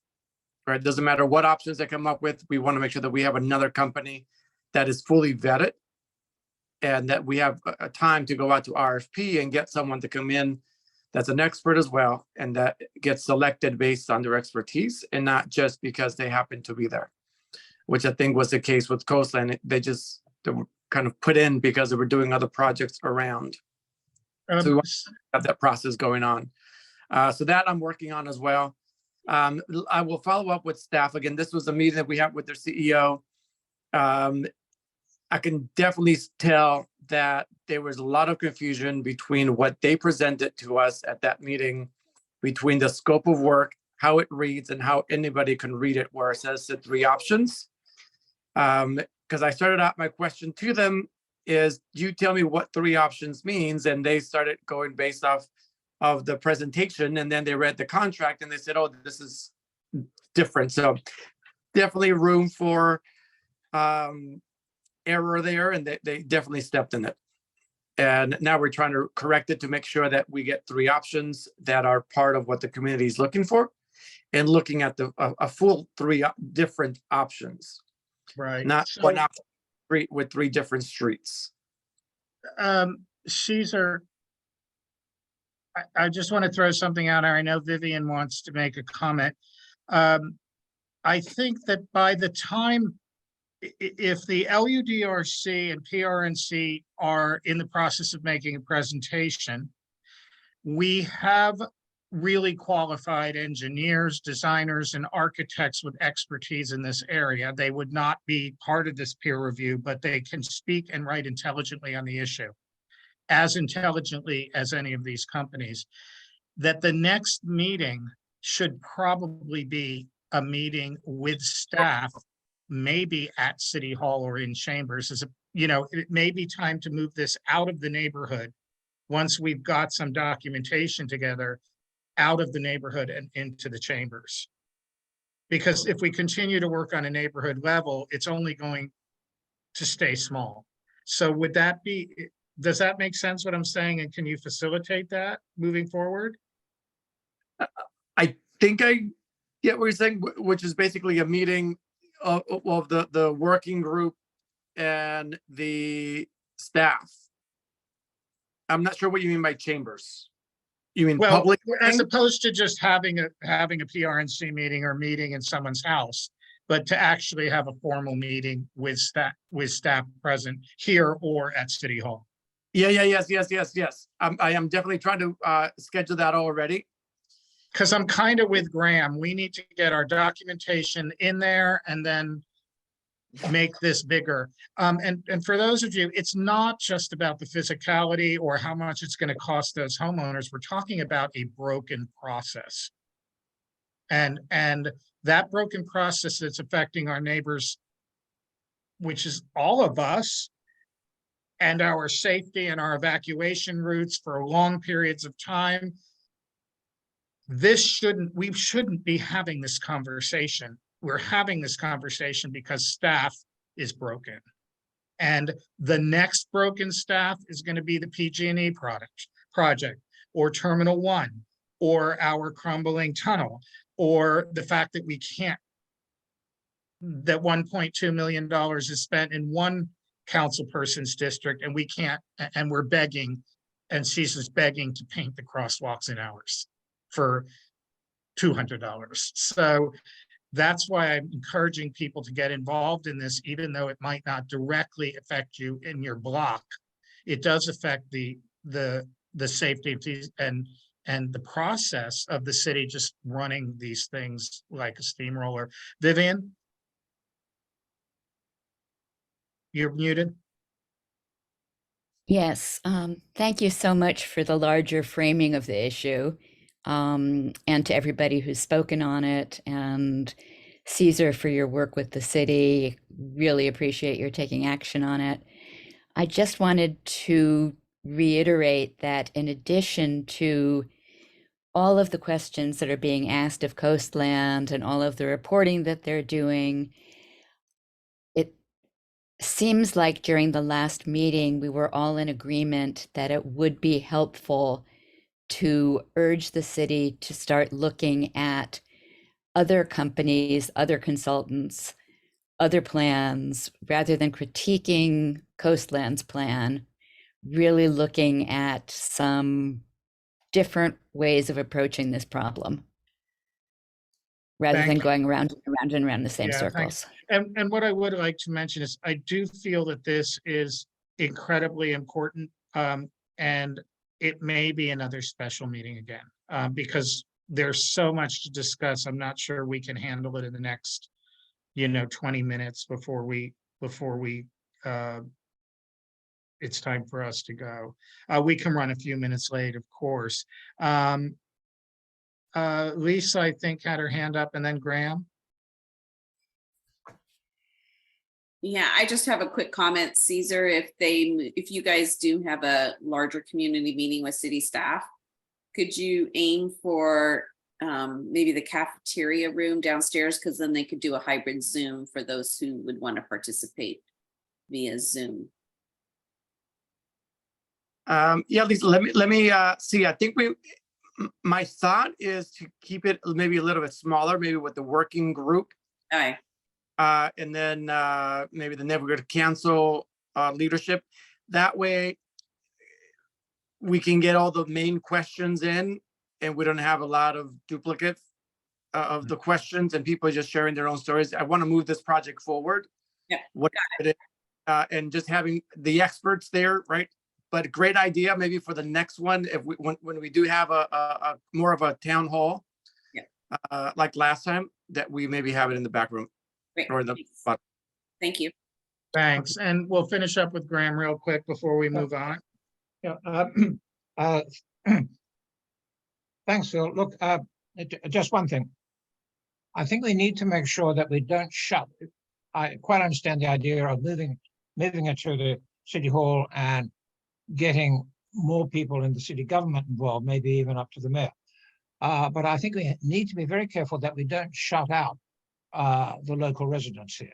And so that I think there's a lot of bad feeling was the way this initial Coastland thing was presented to us. flyers stuck on our front doors saying we're going to have this meeting, and then being told this is what's been decided, like it or lump it. I think we need to avoid that mistake this time. So by all means, let's have the small group meeting initially to flesh out some ideas, but I think we do need to keep the overall community involved. I think you might have misinterpreted. My idea was to move the community. What I don't want is to continue to have small community meetings. I want the Okay. community to have meetings with the decision makers at the same time, because we can hold meetings all day. Oh, okay. Fair enough. Yeah. Fair enough. Thanks so much. All right. And I think we're moving on. Oh, so we're going to move. Thank you, Caesar. You can go back to your glamour, your glamour shot now. Sure. Thank you, Caesar. Yeah. Let's move on. I don't see Fran. Anybody Maskers news? Nope. Okay. Cordell, you still with us? You came in. Oh, Yeah. there you are. Hey, Cordell. Yes, I'm here. Yes. Yes. Can you hear my voice? Yep. Yes. And I do have the RNCC report in front of me. So I'm gonna try to speed up quickly. So because I know we're running a little late. So so at this month's meeting, we had about 27 people on Zoom, that's pretty substantial. So city departments gave their report, and Stephanie and I says that the neighborhood councils can utilize the communities again. So I just want to let everyone know. So, and our featured speaker, our featured presenter for that meeting is Dante Wiley, who was just here earlier, and he gave an overview on what the duties of the fire inspector are, is what the fire inspector is, what they do. So everyone asked a lot of good questions. So we didn't have no old business, but I did mention, so under new business, I mentioned two possible items I brought it to the board to consider to have on the next agenda. So number one, so I talked to a community group about their nonprofit organization called Community Villages. So they presented at Juneteenth, which I find their program very informative. And then the second possible item was to invite someone from Caltrans to come in to give a presentation on the bicycle pass, because I know that's been kind of a concern, like that I've been hearing from this group about bicycle pass. So that was another suggestion. And then so our next meeting is going to be September the 11th, 2023 at 7 p.m. Hopefully they'll consider to do a hybrid format, we hope. So I kept it under 2 minutes, and hopefully the group has any questions for me. Any questions? Very efficient, Cordell. That was No great. problem. No And he problem. always- I said I got a good memory too. Yeah, I was just going to say, for those of you who don't know, Cordell seldom works from notes, so he's got a Right. special gift. I don't see Yeah. Gary here. Graham, do you want to comment on what's happening at the Red Oak Victory? Yes, thanks, Phil. Yeah. Once again, just to remind everybody, as Phil kindly did in the letter, of our pancake breakfasts on August the 20th, September the 17th, and October the 8th, the last date of which, of course, being Fleet Week. Also, until the end of this month, we have exhibition on the Walking Ghosts of Black History, which discusses the explosion at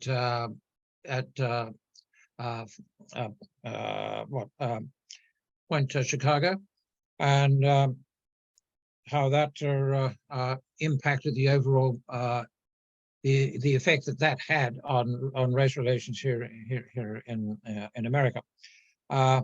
We also will continue to be open just on Sundays from 10 until 4, and that's about all. That's about all we have to say. Did anybody go to see Casablanca on July the 20th? Cordell, were you there? No. My friend No, was you in missed it. Tennessee. Yeah.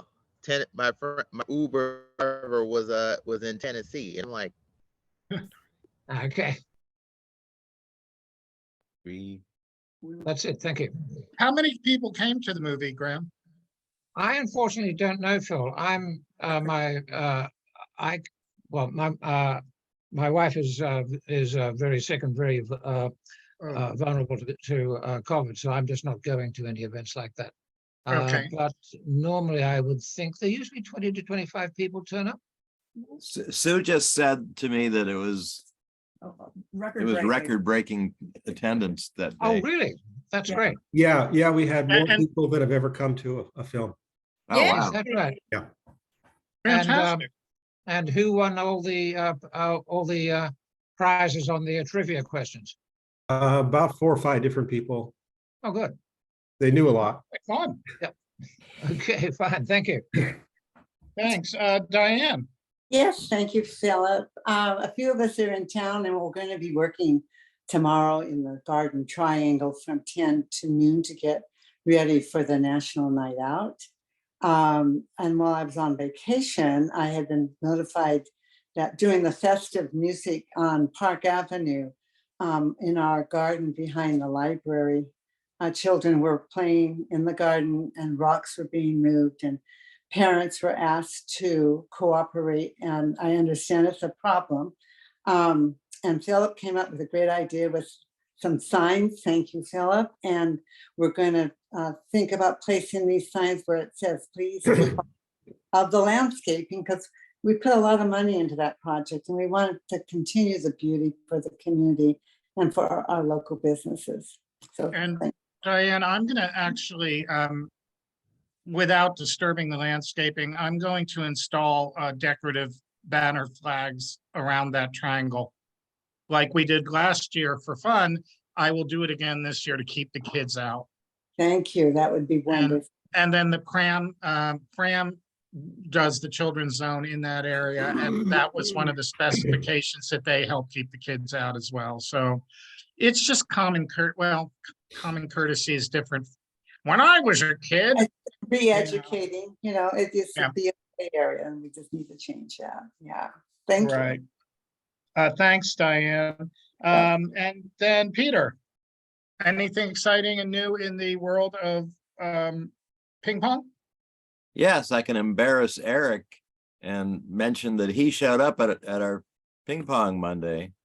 And we had, I think we had 3 or 4 new, and Eric brought a friend of his too. So it was Eric and your friend, Matt, right. So Yeah. sorry about that. Who works at that native plant nursery on Canal. And then Watershed.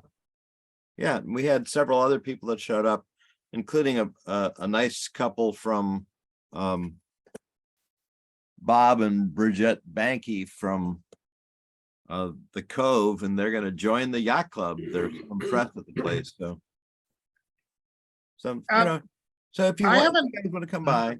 I have a suggestion. How about singles ping pong night? That might be worth a try. Sure. Yeah, we could do that. We could tell all the married people to stay home. No, not additional singles, Oh. not exclusively singles. All right. And then like Sue and I could be Jewish matchmaking during That's the whole true. thing. It would be fantastic. Hey, now, wait a minute. Don't get me. All right, I'll do Jewish matchmaking. You did. Oh, you got yours now, and now that you got a good one, Sue, you're out of it. Let's You're just out say of I'm match- out of it. I'm no extracurricular activities for me. But anyway, Okay. it's a lot of fun whether you play ping pong or not. I think people sit around and drink and talk more than they play ping pong. So There has been some romance in some of the meetings. has there? Well, we'll talk about it later. All I'll let you right, know. never mind. Where there's a paddle. Oh, I'm Yes. sorry. Well, All Where right, there's- let's go. Let's Where go there's on. little balls. Okay. You had to take it. You had to take it one step too far. Rose, let's hear from Jim. Jim. Really Go quickly, I just forward. want to slip in, the maskers sort of zipped by unmentioned, but I do want to mention that there is a new play opening August 11th through September 3rd called Language Archive. We're just finishing up the sets now for it. directed by Julia Cho. It should be very good. So I just wanted to get that in. Can you give us, we publicized that in our mailing that went out, Yeah. but I didn't have any idea, or I Googled it and couldn't quite figure out. Can you give us a little synopsis of that, Clay?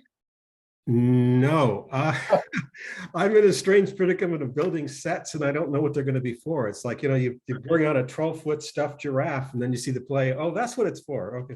Okay. So I honestly don't know. So according to Jim, it's a movie about giraffes or a play about giraffes. Right. Fantastic. It's about language and communication between people. That's as far as I can go without. All righty. And what's happening with Rosie? Very quickly, the day to go to Rosie's, if you like to interact with people, is Fridays. That's when our 2 Rosies come in. And the ranger wants me to tell you that the Rosies don't always make it. They're both 97 at this point. So they come when they can get there. But they're delightful to talk to. They're very articulate and they love to interact with visitors to the visitor center. Also on Fridays, we have a number of speakers that talk about the Japanese experience in Richmond, both before the war and with relocation. And then coming up, this should be really interesting. Steve Guilford, who's written a wonderful biography of Henry J. Kaiser and the Richmond shipyards, has turned to Rosie the Riveter, the character Rosie the Riveter, and he's going to be speaking about that on the 12th of August at 2:30. That was fast, right? That was fantastic. I went to a brilliant lecture, Rosie the Riveter, by a retired professor on the Filipino community. And it was just quite a fantastic lecture. So the guy was unbelievable. So those lectures can be fantastic. Oh, wait, that was you, Jim. All righty. Anybody for public forum? Cordell, I'm assuming. I do. Yes. So I have 2 announcements, and I should have mentioned this before. So coming up on August, tomorrow evening, there's going to be a salsa mix by the Richmond Chamber of Commerce, and there'll be some singles over there too. So, and it's at Allegro Ballroom right out, and it's only $15 a person. That's fun. And number 2, coming up on August, which is the day before Rose event, the PSC is invited to Richmond Rotary Club on August the 11th at 12 p.m. at the Country Club, and it's $25 for lunch. So they're gonna have some iced tea, maybe some made.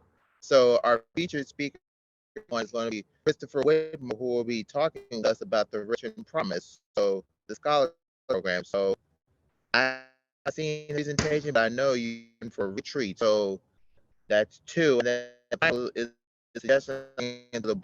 So when I was at the RCC meeting last month, we had a presenter come talk to us about some of the courses that they have offered at Contra Costa College, and I said to myself, maybe we ought to invite.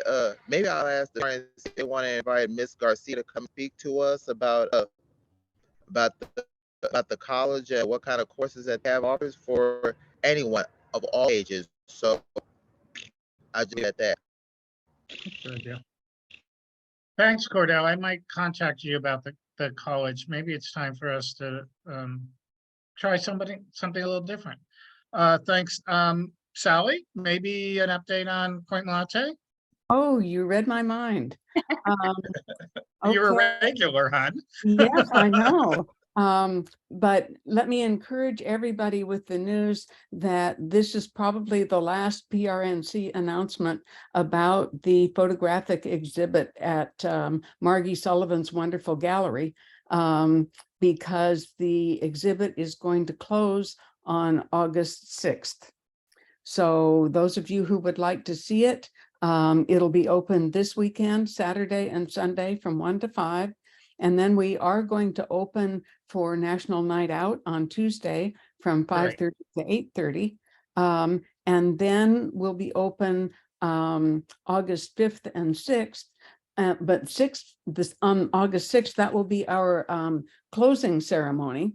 And we are going to have live music, a puppet show, speakers and prizes. And we have somehow everything in the universe came together, and our guest speaker is going to be Dr. Sylvia Earle, who is a deep water oceanographer. She's a National Geographic Society explorer in residence. She's been the Time Magazine Hero for the Planet, and she founded Mission Blue. So she's going to be in conversation with David Helvarg. So we would love to see everybody there. We're hoping that it will be so crowded on Sunday that all of you will regret not having come in before that. So if you would really like to decorate your houses with some fabulous photographs, you might want to come early. Any questions, I'd be happy to answer. Try to remind me or send somebody, because I'll be in the street with the DJ where we have the microphone. So if you send somebody over just earlier in the evening, then I can grab up the mic, or I can give the mic to somebody to remind people to walk on over and take a look at that during the evening. Oh, great. I'd be happy to do that. Thank you. Yeah, you believe it or not, put a microphone in my mouth, in front of my mouth, and I shall talk.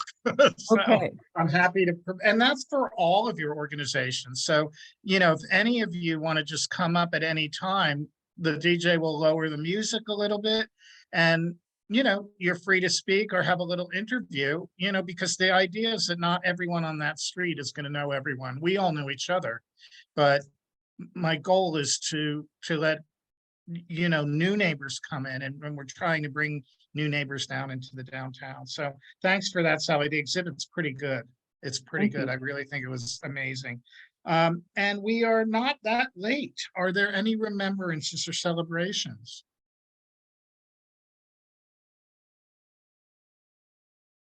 Mr. Tony Bennett. Okay. Baptist Hardware in San Francisco. Well, thank you all for being with us. This is not a bad turnout for a July meeting. We are on vacation. We will be sending out some emails and some announcements, certainly next, probably falling into the end of next month, or I'm sorry, the end of, where are we now? July. Sometime in August, we'll be having the safety meeting, and then we'll be hopefully be able to have a date for the fire meeting as well. But so there will be that special meeting for safety. And most of the board members will not be doing a lot of communication via email. We're trying to really take a little holiday. So do send them out, and they just may be answered a little more slowly than usual. For those of you who are vacationing in the next few weeks, travel safely. And Caesar, any last words? Yeah, Philip, can I just do a quick announcement? I am having a band, oops, sorry, dog is seeing a cat outside. I'm having a banned book reading this Saturday. And it's every Saturday at 1 o'clock at the Richmond Library. Now that our libraries are open on Saturday. This particular Saturday, we're going to have our city manager along with other African-American leaders come out and read some books. And this is just to bring awareness that nationally, there's certain states and cities that are banning books from being read. So we just want to bring awareness and have a community gathering to talk about it. So hopefully you all can join us Saturdays at 1 o'clock at the Richmond Library. Thank you. That's a very cool idea. Ladies and gentlemen, have a great month off. If you're traveling, travel safely, and you'll hear a few words from us here and there. And thanks for being here. And we'll see you next month. Bye, everyone.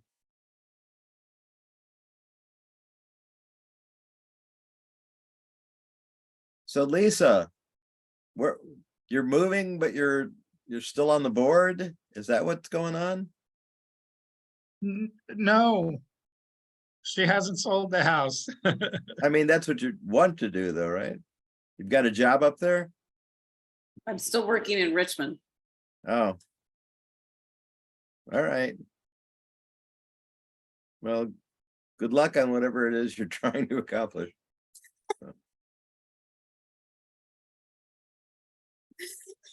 I'm moving closer to my family. Oh, all right. Okay. I don't have kids of my own and other things, so I'm moving closer to be with my family. I see.